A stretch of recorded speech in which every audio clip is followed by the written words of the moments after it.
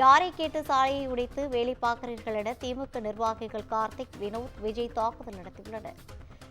இதுகுறித்தான கூடுதல் விவரங்களை வழங்குவதற்காக நமது செய்தியாளர் சுப்பிரமணியன் இணைப்பில் இருக்கிறார்.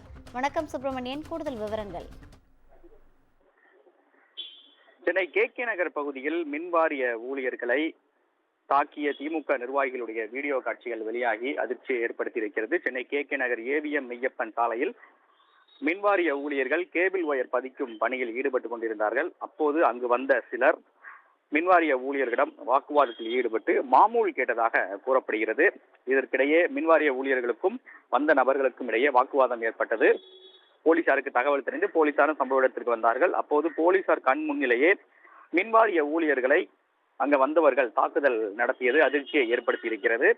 விசாரணையில் தாக்குதல் நடத்தியவர்கள் திமுக 132வது வட்ட பொருளாளர் கார்த்திக் என்பவரும், அதே போல விஜய் சுரேஷ் என்பவரும் தெரிய வந்திருக்கிறது. இவர்கள் நண்பர்களுடன் சேர்ந்து மின்வாரிய ஊழியர்களை தாக்கி இருப்பது அதிர்ச்சியை ஏற்படுத்தி இருக்கிறது. இது தொடர்பாக போலீசார் வழக்கு பதிவு செய்து 3 பேரையும் கைது செய்து காவல் நிலைய ஜாமீனிலே விடுவித்திருக்கிறார்கள். இந்த நிலையில் அவர்கள் தாக்கிய வீடியோ காட்சிகள் வெளியாகி அதிர்ச்சியை ஏற்படுத்தியிருக்கிறது.